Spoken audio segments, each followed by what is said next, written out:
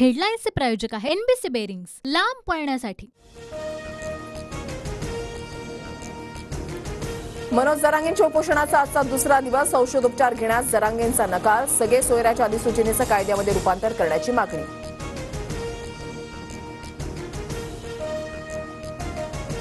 राष्ट्रवादी नाव आणि चिन्ह अजित पवार गटाला मिळाल्यानंतर नाशिकमधील राष्ट्रवादी कार्यालयावर शरद पवार गटाचा दावा। पवार गट कार्यालयासाठी न्यायालयामध्ये जाणार। पुण्यात आज राष्ट्रवादीच्या दोन्ही गटाचे मेळावे। शरद पवार गटाचा निसर्ग मंगल कार्यालयामध्ये तर अजित पवार गटाच्या युवक काँग्रेसचा बालेवाडीमध्ये मेळावा। ठाकरे गटाचे लोकाधिकार समिती महासंघाचे आज सुवर्ण महोत्सवी अधिवेशन। उद्धव ठाकरे अधिवेशनामध्ये मार्गदर्शन करणार। स्वराज्य संघटनेचे प्रमुख संभाजीराजेंचा आज वाढदिवस। नॉट रिचेबल संभाजीराजे आज समोर येण्याची शक्यता।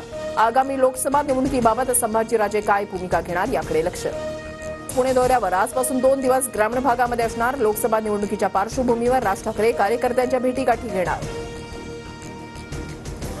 फडणवीसांची गोंडगोवारी जमात संविधानिक हक्क समितीसोबत बैठक। समाजाला पूर्ववत सवलती मिळण्यासाठी 24 एप्रिल 1985चा अध्यादेश दुरुस्त करण्याचा निर्णय।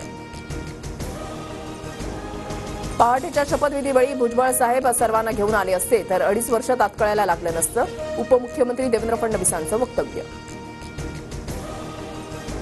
भाजपचे माजी उपाध्यक्ष दिलीप माने ठाकरे गटामध्ये जाणार। आज दुपारी 12 वाजता मातोश्रीवर पक्षप्रवेश।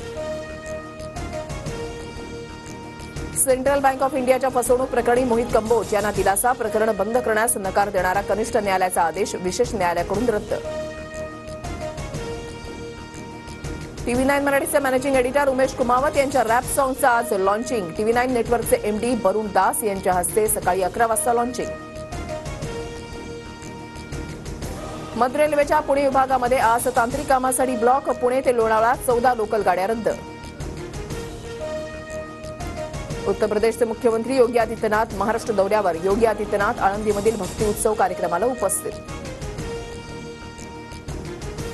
रत्नागिरी शहरामध्ये दर सोमवारी पाणी पुरवठा बंद राहणार। देखभाल दुरुस्ती आणि पाणी बचतीसाठी निर्णय। नागपूरसह विदर्भाच्या काही भागात रात्री गारपिटीसह अवकाळी पावसाची हजेरी। गहू, हरभरा, कांदा, भाज्यांसह रब्बी पिकांचं नुकसान। आज रेल्वेच्या 3 मार्गांवर मेगा ब्लॉक। माटुंगा ते ठाणे, हार्बर रेल्वेवर पनवेल ते वाशी आणि पश्चिम रेल्वेवर सांताक्रूज ते गोरेगाव दरम्यान ब्लॉक असणार। हेडलाईन्सचे प्रायोजक आहे एनबीसी बेरिंग्स, लांब पळण्यासाठी।